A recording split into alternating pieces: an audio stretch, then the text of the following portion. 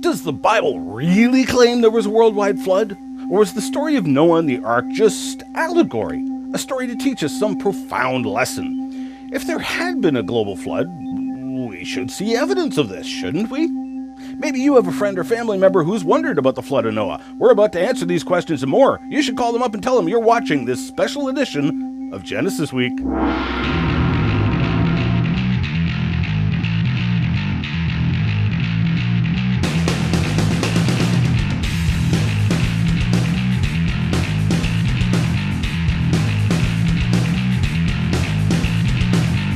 And welcome to this episode of Genesis Week, the weekly program of creationary commentary on news, views, and events pertaining to the origins, controversy, excellence, and pirate broadcasting. This week, our secret agent at Miracle Channel hooked into the transmitter when no one was looking, and we're broadcasting from the old abandoned hydroelectric station at the bottom of Niagara Falls. Just ignore the rumbling you hear in the background. We continue to bring you the information the anti-creationists don't want you to see or hear, and giving glory to our Creator while doing it. God did not say, "Thou shalt love the Lord thy God with all thy mindlessness," but rather we here at Genesis Week believe God gave you a brain for a reason, and we want to use our brains to find the truth along with you. Remember, if you get lost in cyberspace, just punch in Wazooloo.com or GenesisWeek.com. You will find us, and you can subscribe to our YouTube channel and get extras like Crevo rants and interviews with our guests. I'm your host, Ian Juby. It can be quite an educational surprise to find out what probably is the most contentious story in the Bible. It's not what you would expect. It wasn't the claim that Jesus rose from the dead. It's not even the story that's the foundation and primary focus of this show, the creation account. The account that has caused the most debate and arguing in history has been the flood of Noah. Even Discovery Channel has taken on the debate. Now, we must first address what it is exactly that the Bible says in order to assess the flood account. For example, a documentary on Discovery Channel claimed that Noah's flood was just a local flood. Well, let's dispel this myth right off the bat. Why would Noah spend at least 100 years of his life building a 450-foot-long ship, collecting 2 of every animal, when all he had to do to escape the flood was climb the nearest hill? He had 100 years to get to higher ground. Secondly, the Bible tells us that the highest mountain was covered by at least 15 cubits of water. So in either case, it was a miracle. Either it was a worldwide flood, or it was a local flood that was higher than the highest mountain. So, the biblical account of the flood of Noah shows that it rained for 40 days and 40 nights, and it's significant that it would appear that Noah's Ark did not float until the 40th day. At the 2003 International Conference on Creationism, Barrick and Sigler analyzed the Hebrew in chapter 7 and the verb sequence of verses 15 to 18 to give a compelling sequence that Noah's Ark did not start floating until the 40th day. This is significant in that most anti-creationists trying to argue against a worldwide flood try to depict Noah's flood as happening overnight, if you will.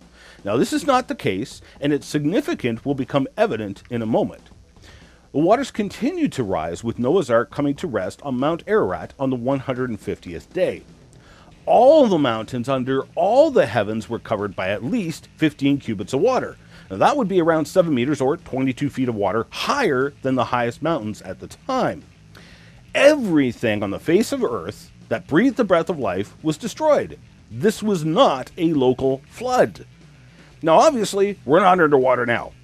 So the water receded about 150 days later. This recession event is more significant than people realize, as it would have been the receding floodwaters that carved the major canyons, for example.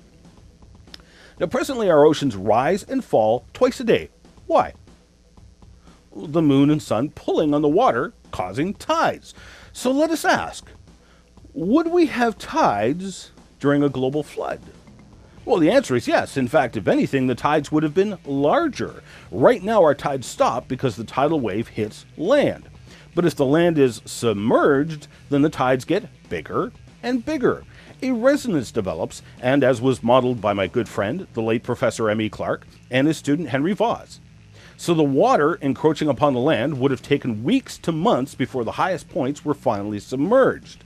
Now, as this water continually rises, it also has superimposed upon it tidal waves twice a day. So the flood starts, and our first tidal wave hits land, laying down a layer of mud.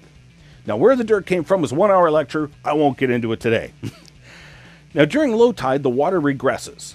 Because the water is rising, the next tidal wave is higher than the last, so it lays down a layer of mud on top of the last. During low tide, it regresses. The next tidal wave is higher still, lays down another layer of mud on top of the others, and then low tide sets in. Now, during low tides, you'll have things like dinosaurs walking out on these freshly made tidal flats, trying to get to higher ground, foraging for food, etc.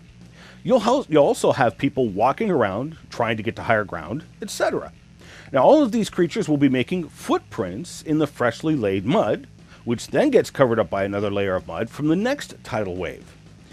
Now, during the horrible tsunami of Indonesia in 2004, we learned a lot of things. For example, we learned that one wave can produce multiple layers of sediment. So if there has been a global flood, we should see layers of mud, now hardened into rock, all over the world. This is precisely what we see, and thus we see the first evidence of Noah's flood that I'm sure every person viewing this program has seen. Now, of course, some of these rock layers that we find throughout the world, some evolutionary geologists have contended could not have been laid down by a flood. For example, the Coconino Sandstones in Grand Canyon. Now, this is one of the more prominent vertical cliff faces in Grand Canyon, a bright white rock, but when you take a close look at it, it has a highly unusual formation called crossbedding. Now, I'm going to show you pictures of a different formation called the Navajo Sandstone because it is brightly colored so you can see the crossbedding better. Within the Navajo, you see the rock layers, but each of these rock layers is composed of these sloped layers called crossbeds. The crossbeds are composed of a top curve called the top set, the slope called the foreset, and the bottom curve that levels out called the bottom set. It is claimed that these are fossil sand dunes from a desert. Now, obviously, we have a problem. If the layers we see in Grand Canyon were laid down by a worldwide flood in 1 year, you cannot have a desert right smack dab in the middle of it all, right? But are these desert dunes? When you actually see the cross-section of a desert dune, it has layers in it that look like crossbeds, but actually the layers conform to the shape of the dune. At White Sands, New Mexico, some of the dunes have crossbedding, but this crossbedding is partly cemented, and actually the winds are destroying these crossbeds, not making them.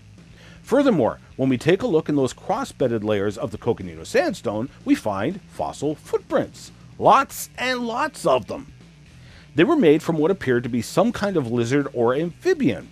Now, there are a number of unusual characteristics of these fossil footprints. For instance, there is no tail drag markings. Now, everyone believes these creatures had a tail, so why did the tail leave no markings in the sand? One logical explanation would be because the sands aren't in a desert, but were underwater and the animal's tail is being buoyed up by the water. This would also explain the fact that the trails of fossil footprints almost always go only uphill, and many of the trails crab track as if the animal was fighting a flow of water trying to walk uphill. Now, in a short distance, the footprints will go from very deep to shallower to claws only to completely disappearing. Did the animal grow wings and fly away? None of this makes sense within the model of desert dunes. However, it makes complete sense if the crossbedding was made underwater.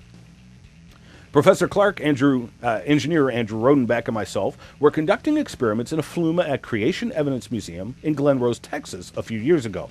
Now, a flume is just a big box with clear sides that we run water and dirt through. We found that when we tilted the flume uphill and forced the water to go uphill, the sediments dropped out in the form of crossbeds. It turns out all that needed was standing water. The flow coming in is moving fast enough to pick up and carry the dirt, but when it hits the standing water, it comes to a stop, can no longer hold the sand, and it drops it, much like a continually lengthening conveyor belt. We had Dr. Carl Baugh, director of the museum, get us some amphibians from the pet store, some newts. We placed those in the flume while producing crossbeds and wound up mimicking exactly what we see in the Coconino Sandstones. The amphibians tended to recluse themselves to the bottom set as there was an eddy there. To escape, the newts would walk uphill. They would be picked up by the water and swept away. Often they would be swept right back to the bottom set again by the currents. But the clincher came in the form of a presentation at the 2009 Geological Society of America conference by Cheung et al. The researchers found dolomite and ooids all throughout the Coconino Sandstone. Dolomite and ooids are formed in water, not a desert. So the biblical catastrophe model explains huge formations like the Coconino Sandstone far better than any model involving deserts and deep time. But we're taught in school that the rock layers we see around the world are the result of deep time, millions of years of slow sediment accumulation produced rock layers that we see around the world. Now, there are so many reasons to deny this story that it's difficult to know where to begin, but one easy-to-understand evidence is polystrate fossils. Polystrate is a term used to describe fossils that are found cutting through multiple rock layers. Poly for many, straight for the strata of rock that it cuts through. Polystrate fossils are literally found all over the world. Joggins, Nova Scotia is probably the most famous example. Now, at any given time, you can usually see 50 polystrate fossils in the fossil cliffs. The fossils there are trunks of giant hollow reeds known as lycopods and calamites. Now, obviously, the top of the plant is not going to stick around while the plant gets slowly buried over even tens of years, let alone thousands or millions, right?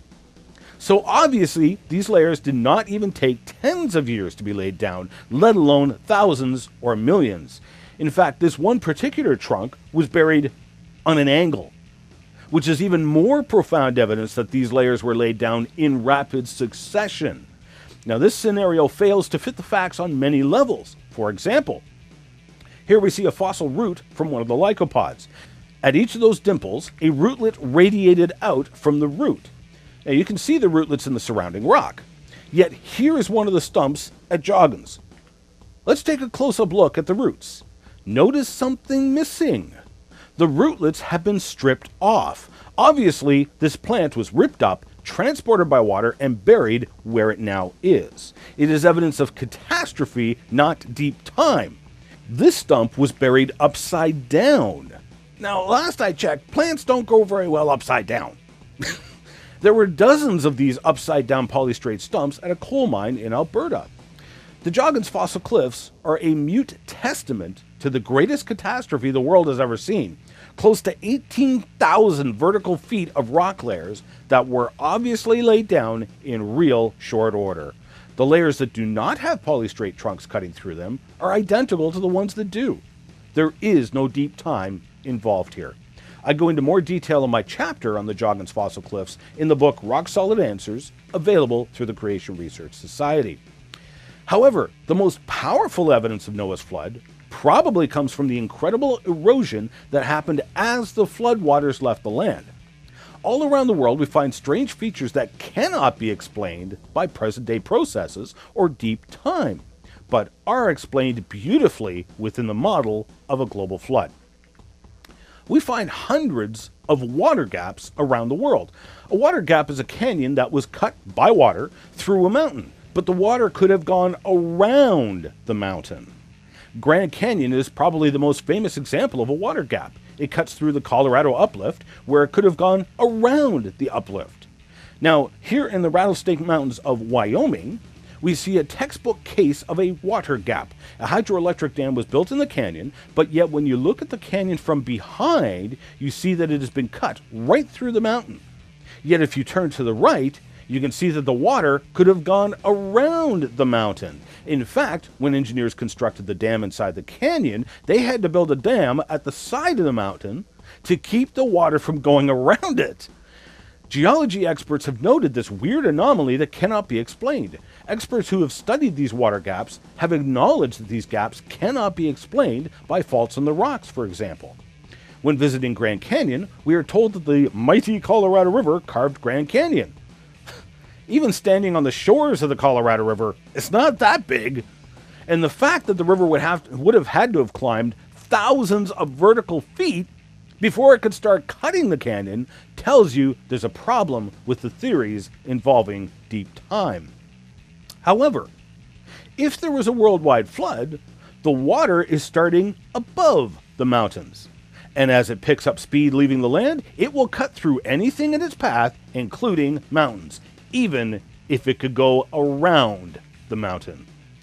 Planation surfaces are another profound evidence of a worldwide flood.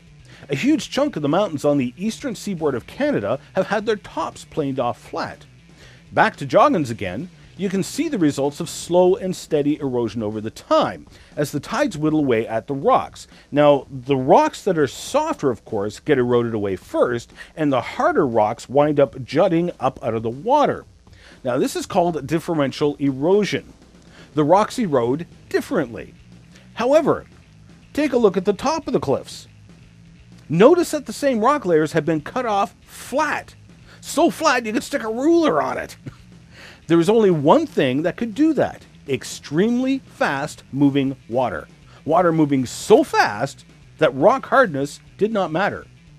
The East Coast Planation starts in Nova Scotia to the southwest of Cape Breton Highlands. Now, if you can get a good viewing spot, you'll notice that the Cape Breton Highlands are actually a planation surface. They've been planed off flat. Turning around and looking towards Newfoundland, you see the same thing. If you go over to Newfoundland, you'll notice that the mountains there too are planed flat at the same elevation. It's the same planation surface. If you head up to the northern peninsula, all the mountains have been planed off flat.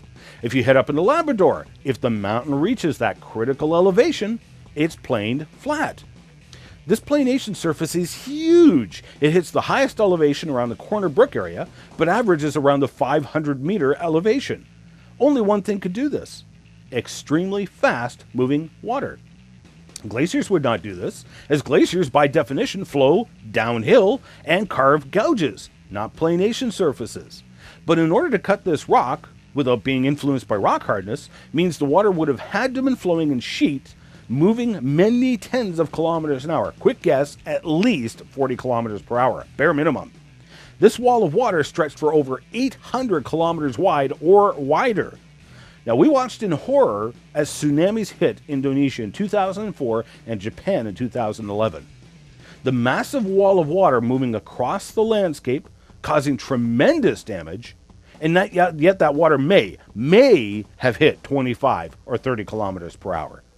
So how fast was the water that cut the mountains of eastern Canada? Well, to answer this, we'll head to the mountains of western Canada. The Cypress Hills Interprovincial Park straddles the Alberta-Saskatchewan border. The mountain has also been planed off flat, about 1,000 meters in elevation. But the planation surface is covered in rounded rocks made of an extremely hard rock called quartzite. The rocks have circular hammer marks all over them. The rocks were obviously picked up by water and hammered against each other as they were being carried along. But the rocks are so large that the water would have had to have been moving a minimum of 110 kilometers an hour. Now here's the other thing. These rocks didn't come from Alberta. They came from at least 800 kilometers away in Idaho. The rocks probably made that trip in under 10 hours. A wall of water 1,000 meters above sea level, picking up rocks in Idaho, transporting them to Alberta at speeds exceeding 110 kilometers an hour is a global flood. This simply cannot be explained any other way. The evidence for a worldwide flood is profound and overwhelming. The evidence is all around you. You just need to know what to look for. Lastly, when we take a look around the world, we see hundreds of stories, legends, and myths of a worldwide flood in virtually every culture in the world. This is also profound evidence that a great flood did occur within the memory of mankind. One example of one of these flood legends is found on the back of the Canadian $20 bill, an artist's rendition of the Inuit story of Noah and the Ark. This is only one of hundreds of similar stories. Some have suggested that the biblical account of a worldwide flood was actually just copied from the Epic of Gilgamesh, because the Epic of Gilgamesh is older than the Bible. Now wait a minute. Even if it is older, so what? We have literally hundreds of accounts of a massive flood all over the world. The Epic of Gilgamesh is only one of hundreds. Now, if you had seen a report of an event in various newspapers that all reported a similar story, but one newspaper came up before the rest, would you assume that the other newspapers simply copied the first? Well, of course not. Secondly, the account of the flood in the Epic of Gilgamesh has fatal flaws. The boat, as described, is a cube and clearly not seaworthy. Yet, models of Noah's Ark, based on the dimensions provided in the Bible, have proved remarkably stable in wave tests. So is there any other evidence of Noah's flood? We'll be right back with the mailbag. Stay tuned. What does the Bible say about aliens? Is there life on other planets? What can science tell us about the possibility of aliens? Ian Juby gives answers to these and many more questions in this fascinating and highly disturbing subject. Looking analytically at the subject, complete with the testimonies of people who claim to have been abducted by aliens. The answers will probably surprise you. In this 1.5-hour lecture, Ian shows that the alleged aliens are a problem and that Jesus is the solution. Order online today at Ian's bookstore.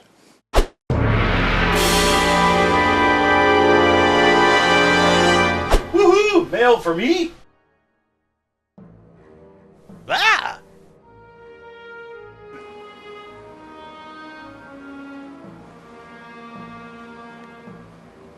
Yep, that's the one.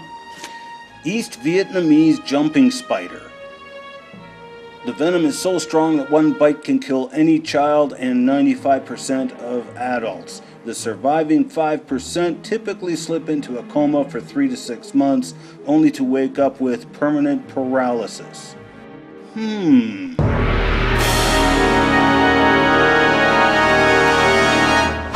M. wrote in from Ottawa. The infamous meteor that killed the dinosaurs. What is the skeptics' evidence of this assertion? And logically, wouldn't a big meteor cause flooding like on a global scale? Perhaps the Earth was hit by a big meteor as a part of the wrath of God, but the real killer of the dinosaurs was the flood. Thanks for writing in, Ian. The question of what killed the dinosaurs is a fun topic which I'll briefly discuss here, but I would encourage viewers to subscribe to my YouTube channel where they can catch bonuses and extras like Crevo Rant number 17 for a fun and funny look at the question of what killed the dinosaurs. I also go into detail in a previous newsletter article here. Now, I've had the privilege of excavating dinosaurs and dinosaur tracks at a number of locations in North America. I've also had the privilege to go and study several dinosaur graves and trackway sites. The typical story we are told is that the dinosaurs were killed when a giant asteroid slammed into the Earth, and the resulting effects killed off the dinosaurs. Now, we are told that the evidence for this impact comes in the form of a rare earth called iridium, which is found in the layer containing the dinosaurs, as well as shocked quartz, tektites, and glass beads found with the dinosaurs.